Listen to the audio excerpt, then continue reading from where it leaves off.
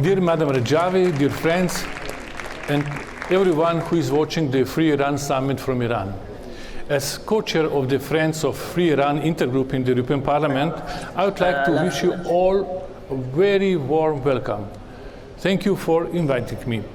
Friends of Free Iran Intergroup was very active in the past years, despite the pandemic and all the restrictions. You have been closely following the situation in Iran and have continuously addressed urgent issues of human rights abuses by the Iranian regime. In one of our briefings, we have held a very informative and successful meeting also with Mrs. Maryam Rajavi. These kind of meetings are very important as they help us to raise awareness of the situation in Iran and gather wider support among the members of the European Parliament in Brussels. Let me state clearly that I fully support the aspirations of the Iranian people who want to live in a free, stable, inclusive and democratic country. I strongly condemned arbitrary detention of protesters, tortures of prisoners and mass executions by the Iranian regime. This is simply unacceptable in a modern world. We need to do our utmost to stop these massive human rights violations. That is why I have continuously appealed to the Commission and Council to raise human rights violation as a core component of its bilateral cooperation with Iran, and to impose targeted sanctions against those responsible for human rights abuses. Ibrahim Raisi and main perpetrators of crimes against the Iranian people need to face consequences for all crimes they have committed against humanity. Today, I would like to renew my solidarity and profound support for your tireless efforts, Mrs. Rajavi, and your 10-point plan for a free Iran. Finally, let me assure you that you have good friends at the European Parliament, and the Friends of Free Iran Group will continue to support your cause. We will be standing by your and Iranian people until Iran is free, peaceful and democratic society. Thank you.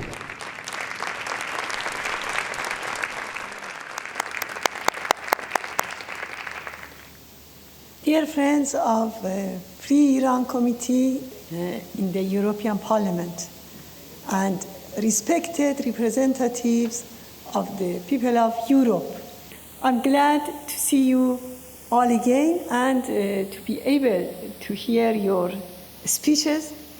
As you rightly pointed out, after the appointment of an executioner as president by the regime's supreme leader, now it is time to focus on the prosecution of Khamenei and Raisi, who were responsible for the 1988 massacre, and it is time for European countries to abandon the policy of appeasement with the regime and bring the Iranian executioners and murderers to justice. It is time for accountability of the regime's leaders and not giving them concessions. Thank you all.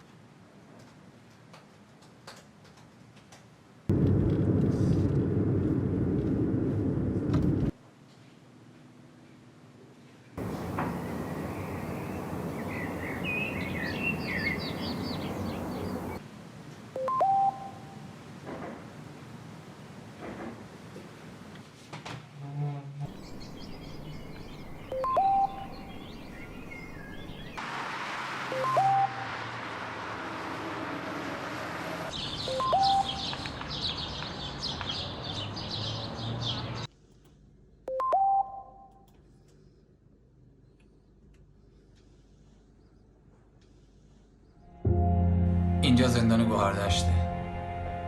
الان ساعت 11 یکشنبه 9 مرداد سال 67. منو از فری 8 صدا کردن. من دیگه بر نمیگردم. از 3 روز پیش قتل عام تو اوین شروع شد. تو گردهش از دیروز با اعدام بچه‌های مشهد شروع کردن. امروز از صبح رفتن سراغ خارجی ها. هر کی میگه اتهامم مجاهدین اعدام میشه. 30,000 تا شاید هم بیشتر تو این قتل عام اعدام میشن. این آزمایش نسل ماست. سراغ ملیکشا هم رفتن. اونایی که حکمشون هم تموم شده همه اعدام میشن. به مریضامون هم رحم نمیکنن. حتی محسن محمد باقر و ناصر منصوری هم که فلج و قطع نخواهی هستن اعدام میشن. تو اوین هم قوقاست. بچه‌ها برای دفاع از اسم مجاهد سر از پا نمیشناسن. رئیسی پور محمدی کلافه شدن. اینجا هم ناصری هم کم آورده. میگه سازمان با شما چیکار کرده که تو صف اعدام هم از هم جلو میزه. راستی 1 ساعت پیش زهرا خسروی این پیامو با مرس از سلول انفرادی به ما رسوند. به من 20 دقیقه وقت دادن وصیت‌نامه بنویسم. اعدام بچه‌ها رو شروع کردن و منم تا چند دقیقه دیگه اعدام میشم. سلاممو به مسعود و مریم برسونید.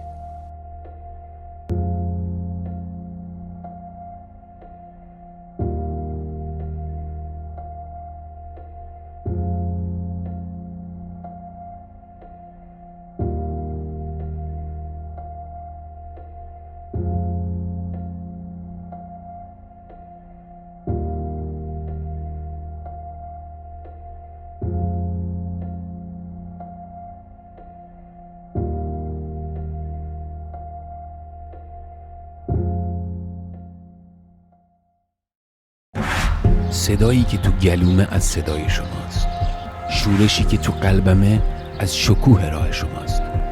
آهای شما که پر کشیدید و رفتید، جاتون همیشه سبز، جاتون همیشه شعله ور. ما کانونهای شورشی راه شما رو به آخر میرسونیم. میدونیم روز آزادی فرا میرسه.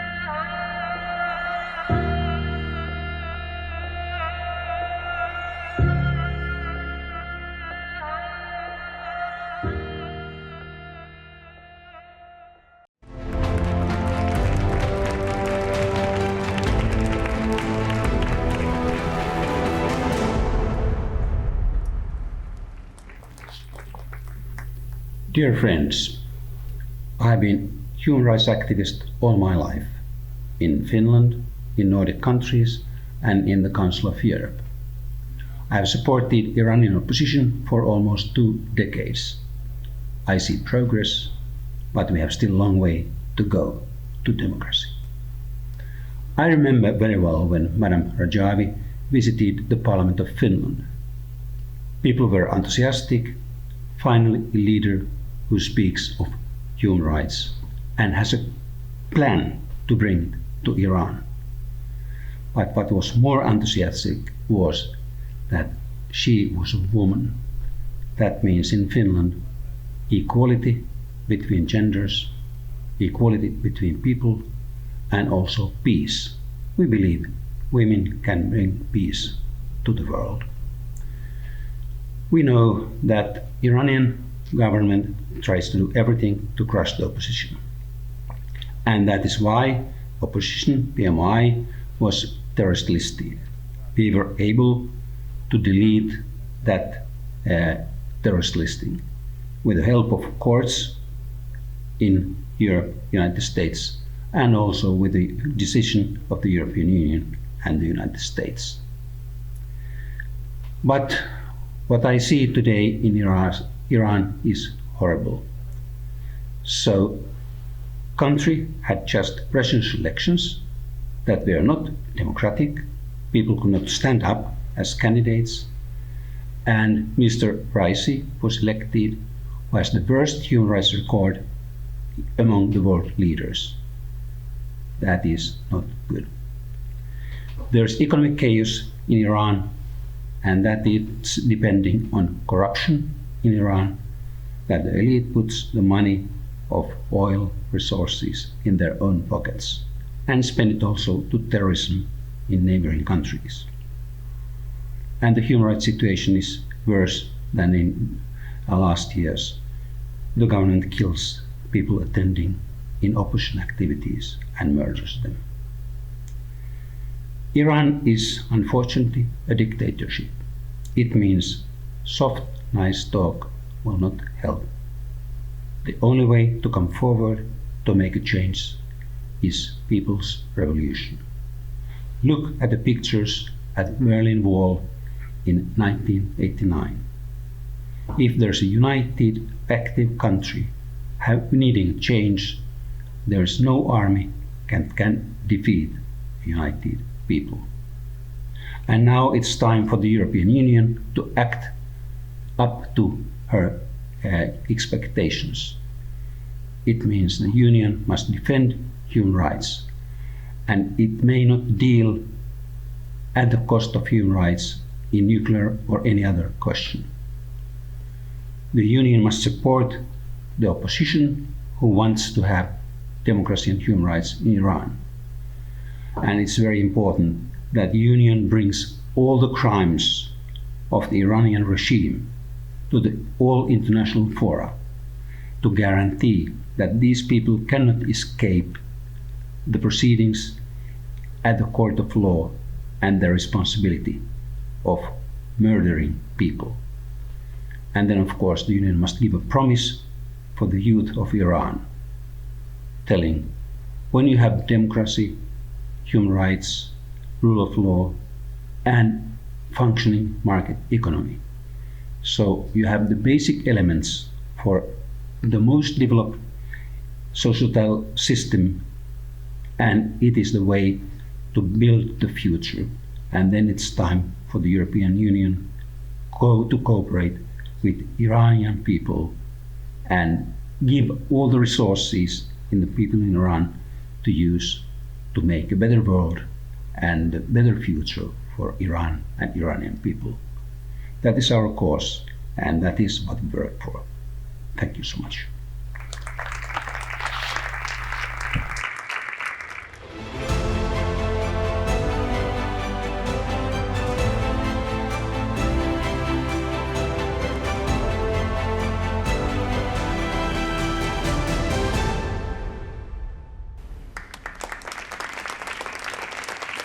Dear Madam Rajavi, distinguished guests, Raisi is one of the Gang of Four who were instrumental in having tens of thousands of political prisoners and dissidents in Iran executed for little or no offense in the late 1980s. He can rightfully be called the butcher of Iran. The people of Iran widely boycotted the election, and the turnout was the lowest in the Islamic Republic's history. They have learned over the past 4 decades that there is no point in voting in elections that are nothing but a Potemkin facade. Whoever the supreme religious leader wants will always come out in front, since presidential elections in Iran are only held for show. Unfortunately, the reaction of Western media was very tepid and relaxed. The presidential election proved very clearly that any reform within the clerical government is a fiction, a reality that the Iranian resistance has reiterated time and time again over the past 4 decades. For obscure reasons, Western political leaders have chosen to ignore this reality. Those who have claimed that they want to empower the so-called moderate elements within the government are now faced with an unmasked regime whose president is a criminal with the blood of innocent people on his hands. Such are the men who are running Iran today. Do we really expect that the Western countries will reach any understanding with them in nuclear talks or any other kind of negotiations? The clerical regime has utter contempt of the Western democracies. They are willing to sign any kind of agreement with them that they can benefit from, knowing that they can easily ignore the terms they do not like and get away with it. Therefore, I say to all political leaders, do you really think you are dealing with a democratic government in Iran?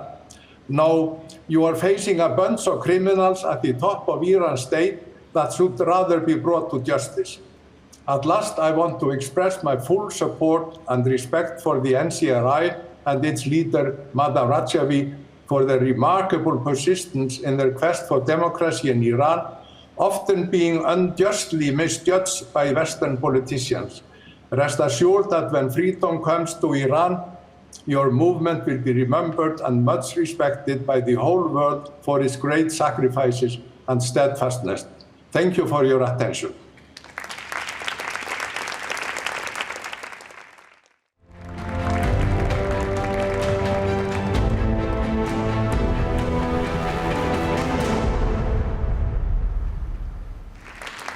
Australian parliamentarians stand in solidarity with all those in this online Free Iran World Summit for 2021. We are from the Liberal Party of Australia. My name is Senator Erik ابتز, and I'm joined by my colleagues, Senators O'Sullivan and Rennick. We know that we are among many hundreds of other elected members of parliaments from Europe, North America, South America and the Middle East, all calling for urgent democratic change in Iran, all here to support the people of Iran against a tyrannical, destructive dictatorship.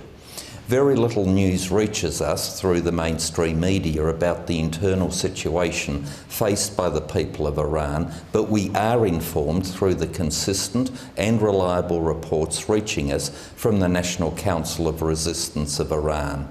We express our deep concerns about ongoing human rights violations in Iran. Under President Rouhani's administration, 114 Iranian women have been executed. Iran is the #1 executioner of women in the world. The general failure so far of the international community to address the alarming human rights situation has emboldened the dictatorship to escalate their crimes. The conviction of Iranian diplomat and his accomplices in Belgium in February 2021 on charges of trying to bomb the annual gathering of the National Council of Resistance of Iran in Paris demonstrated that Tehran's foreign ministry is just as involved in terrorism as is the regime's Ministry of Intelligence and Security. This is a cause of deep concern to us. We know that the prolonged wars in Syria, Yemen and Iraq are driven by Iran's own armed forces and proxy militias. It is so long overdue that this torture of the peoples of the region should end. We voice our strong concerns and urge united action by the international community to curb Iran's nuclear weapons and ballistic missile programs. During nationwide protests over the past few years, the Iranian people have clearly and loudly expressed their desire for genuine change and rejected the notion of moderates versus the hardliners. We wholeheartedly support the emphatic calls of the huge Iranian protest movement for a government based on free and fair elections, separation of religion and state, gender equality, non-discrimination against religious and ethnic minorities, and a non-nuclear Iran.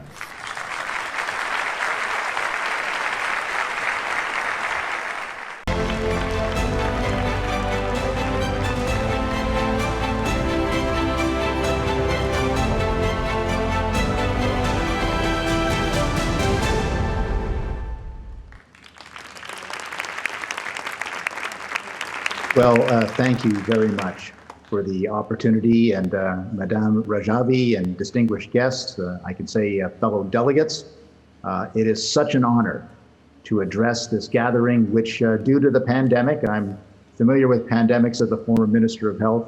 Unfortunately, we must be held remotely with the use of this technology. Still, while we're not together physically, we are together with a common purpose and a common mind. We are all aware of the trials and tribulations suffered by the Iranian people as a direct result of the Iranian murderous regime.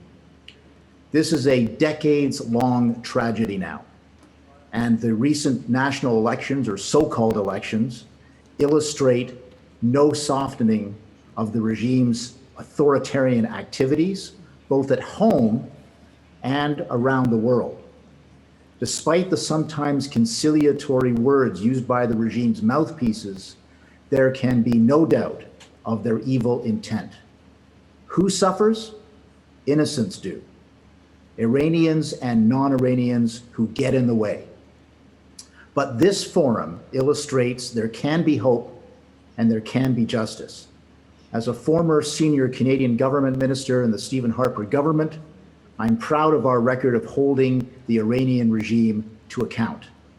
This culminated in the expulsion of Iranian diplomats and spies in 2012, a formal breaking of diplomatic relations due to Iran's material support to the Assad regime during the Syrian civil war, the non-compliance with United Nations resolutions regarding its nuclear program, and fears for the safety of Canadian diplomats in Tehran.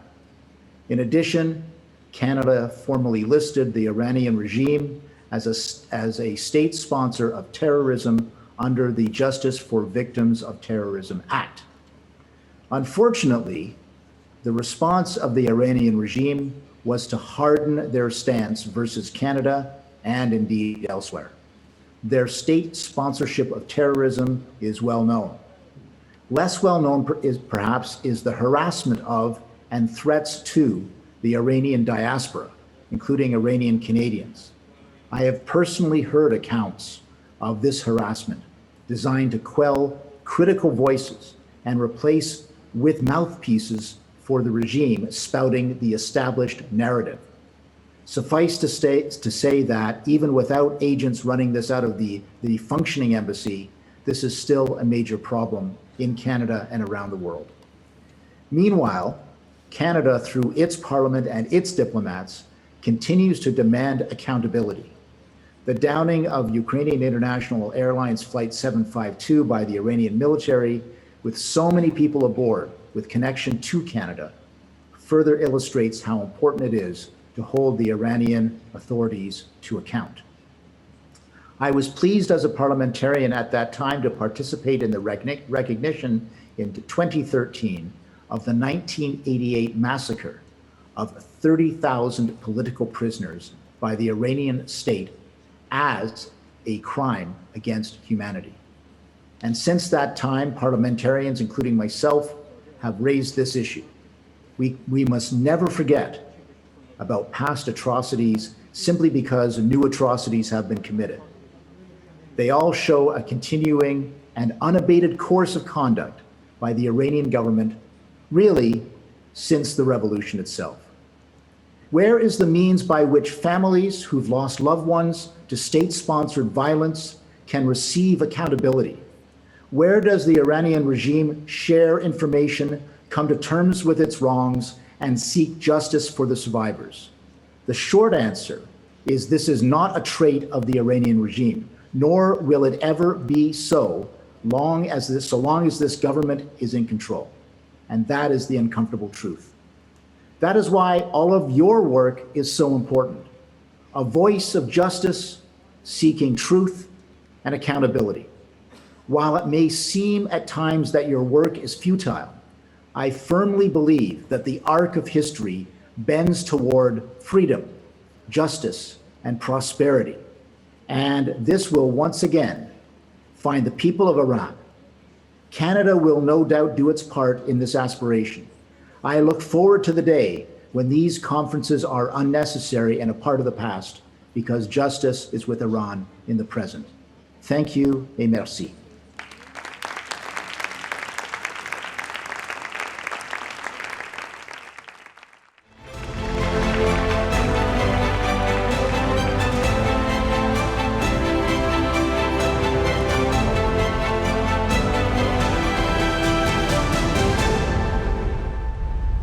I'm Judy Scrow, a Member of Parliament from Canada. I'm delighted to speak to you today in this very timely conference. I am sure that all of you have already heard about Iran's sham elections and coming to power of Ibrahim Raisi that has drawn international condemnation for his crimes against humanity over the past 40 years, with news headlines calling him the butcher and a mass murderer. Amnesty International said that Ibrahim Raisi has risen to the presidency instead of being investigated for the crimes against humanity of murder, enforced disappearance, and torture. It's a grim reminder that impunity reigns supreme in Iran. My good colleague, and yours as well, Professor Erwin Kotler, in many occasions has referred to a culture of impunity reigning in Khomeini's Iran.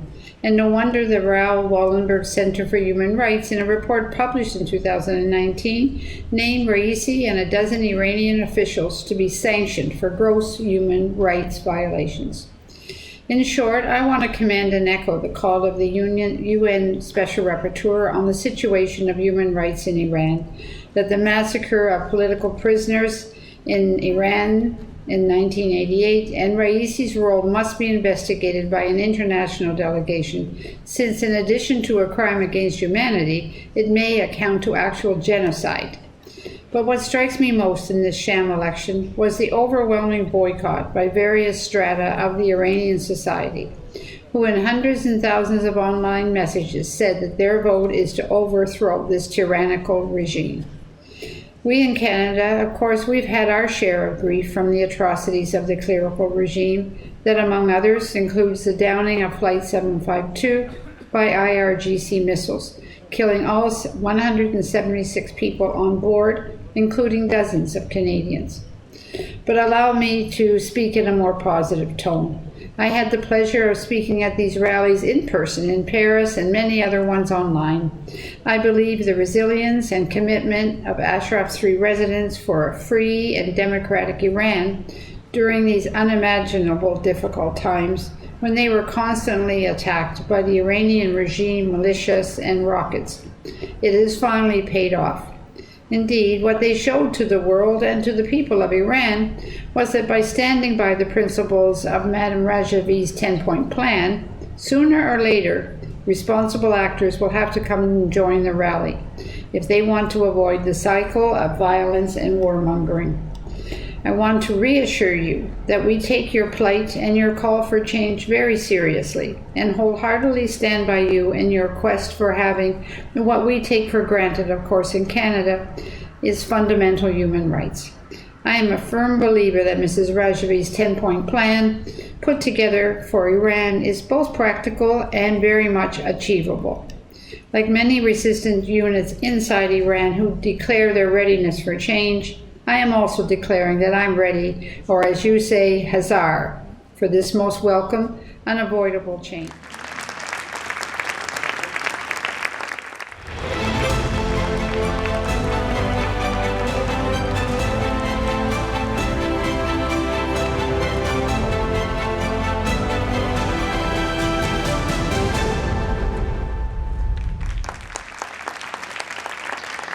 Thank you very much. First, let me say how moving and heartfelt, but also heartbreaking, the opening tribute was to the 30,000 massacred in 1988. And to you, Madam Rajavi, for your words of encouragement and the fight for a free Iran. I'm honored to speak at the Global Free Iran Summit and convey my personal support and congratulations to those involved with the International Committee of Justice in search of justice for Iran.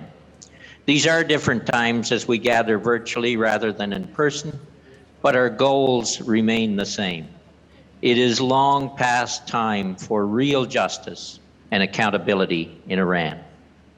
In a statement by United Nations Commissioner for Human Rights, Michelle Bachelet, on June 22nd, she said, and I quote, "The Secretary General continues to be deeply concerned by widespread use of the death penalty and its arbitrary imposition for a range of acts that under international law do not constitute most serious crimes.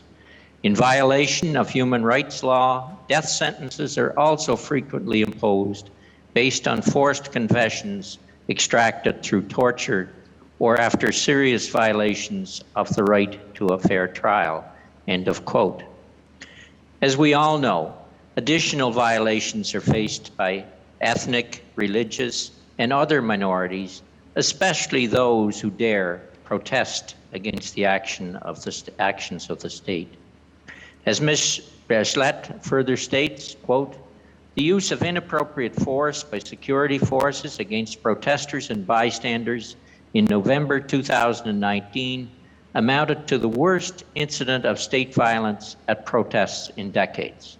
However, protesters, human rights defenders, lawyers, journalists, and civil society actors continue to be subjected to intimidation, arbitrary detention, and criminal prosecution, including the death penalty. To date, there has been no accountability for any of the gross human rights violations committed by security forces in response to protests. Neither has there been any notable effort to address large numbers of documented cases of torture and ill treatment of children, women, and men linked to the justice system's reliance on forced confessions. In this, as in many other respects, persistent impunity for human rights violations remains a crucial concern, end of quote. Canada has long called on Iranian authorities to uphold and respect democratic and human rights, including the right to freedom and expression. Canada has also experienced that lack of accountability by Iran for the victims of Flight PS-752, a Ukrainian commercial passenger plane destroyed by Iranian missiles, taking 176 innocent lives, including 138 with ties to Canada. Iranian officials initially denied any wrongdoing, but once confronted with irrefutable evidence, they belatedly admitted Iran's responsibility. But there is still much to be done on Iran's part to achieve accountability.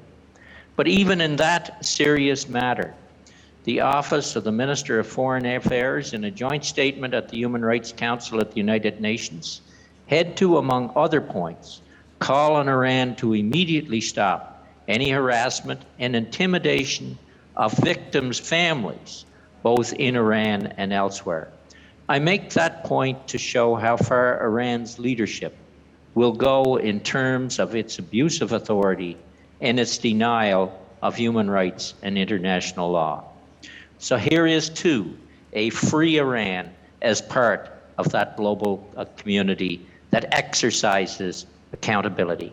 Thank you very much.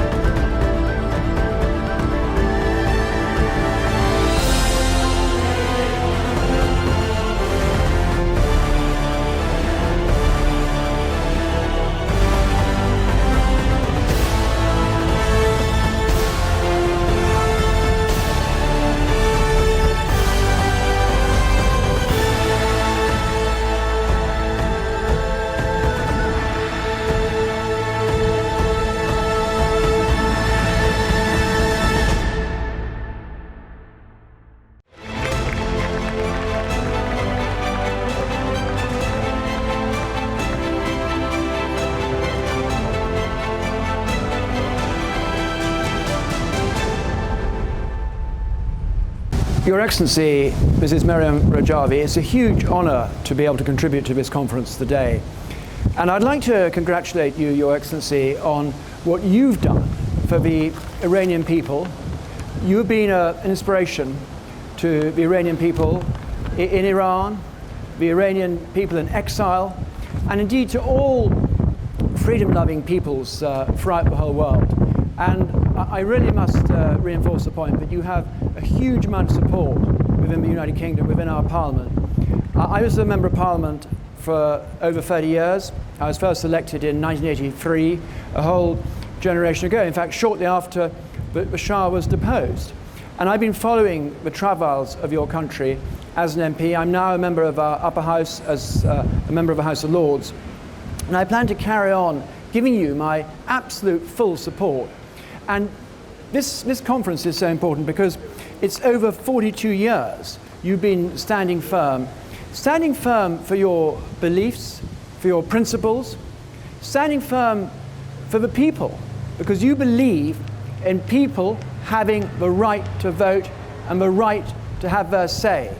And what could be more important than adherence to the rule of law and the reintroduction of democracy? And I really do despair at the recent election of Ibrahim Raisa. I say election, it's not an election, it was a sham election. It's the installation of someone who's got the most appalling human rights record. And I'll just say to you and your supporters, your friends, that you've got a very large number of people in our Parliament in the UK, in different parliaments across Europe, in America, in the whole of the free world. You've got people who are absolutely right behind you, Your Excellency. We want you to succeed. We want your movement to succeed. We want democracy. We actually want your people to have a say in how their country is run. And we want Iran to be restored to the family of nations. All of the free-loving, democracy-loving parliamentarians in our parliament, in this country, we despise that government because we know that government has no legitimacy. So my message to you is very simple. After all these years of fighting for democracy, for freedom, please, please persevere. Don't give up. You've got support in so many places.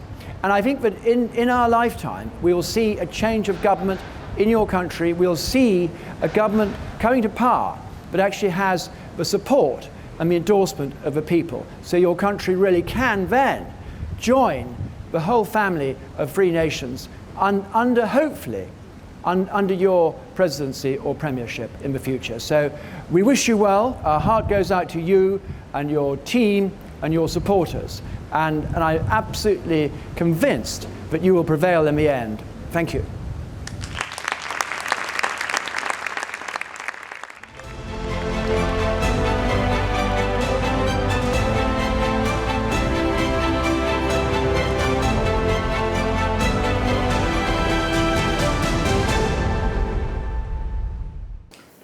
Bonjour, je suis très heureuse, très honorée et très émue de m'adresser à vous aujourd'hui, Excellences, Mesdames, Messieurs, en cette journée importante pour célébrer un Iran libre.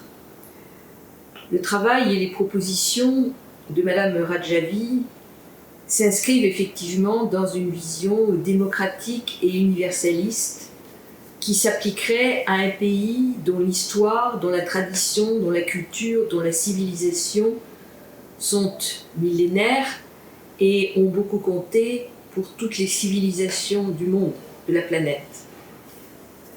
En tant qu'universaliste très attaché à la défense des droits, attaché aussi à la défense des droits de l'humanité, je ne peux que m'inscrire dans la démarche qui est la vôtre, de permettre aux Iraniennes et aux Iraniens de disposer d'un bien qui est extrêmement précieux, qui est celui de la liberté.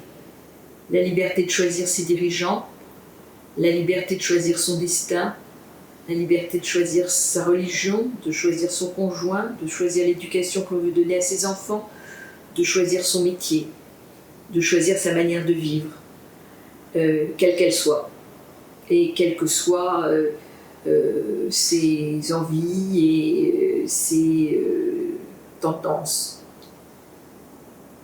C'est des choses qui aujourd'hui sont très difficiles, je crois, en Iran, si ce n'est par les images, par les films, la situation en Iran. Mais pour m'y intéresser, je sais combien les défenseurs de la liberté ils sont persécutés, combien les femmes sont dans des positions asservies, et la difficulté, la rigueur du régime qui est imposé maintenant depuis une quarantaine d'années au peuple iranien. L'élection récente d'Ibrahim Raïssi, évidemment, ne facilite évidemment pas les choses, et chacun ne peut être que très attentif aux cris d'alarme lancés par Amnesty International réclamant que la Cour pénale internationale soit saisie des crimes commis par cette personne.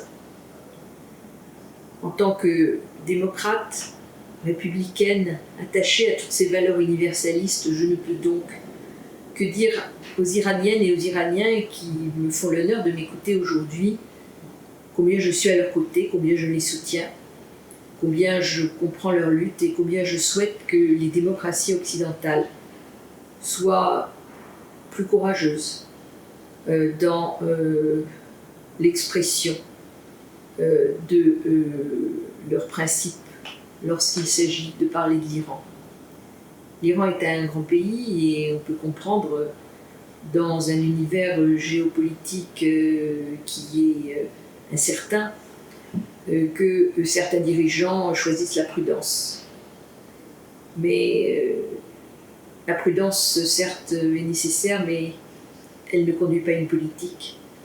Et surtout, elle ne permet pas d'affirmer la défense des valeurs qui sont celles de la démocratie, de la liberté, des droits des individus, de l'intégrité physique, de la liberté de choix. Je terminerai en disant qu'à une époque où tous les terriens que nous sommes confrontés à des dangers qu'aucun de nos prédécesseurs sur cette planète n'avait connus sous cette forme, il est absolument indispensable de faire humanité, c'est-à-dire de travailler ensemble sur des bases communes et donc partagées pour sauver l'humanité, parce que c'est elle qui est en péril, c'est pas la planète, c'est l'humanité qui est en péril. Et que bien évidemment les régimes autoritaires, les régimes qui refusent la liberté, qui refusent les droits, ne peuvent pas être des soutiens de ces politiques. Voilà, mesdames et messieurs, Excellences, ce que je souhaitais vous dire aujourd'hui, en vous remerciant encore une fois de m'avoir permis de m'exprimer devant vous.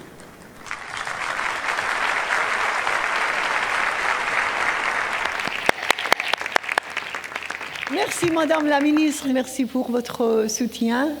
Comme vous avez dit, il faut soutenir les droits de l'homme et les droits des femmes en Iran, et il faut être ferme devant ce régime misogyne.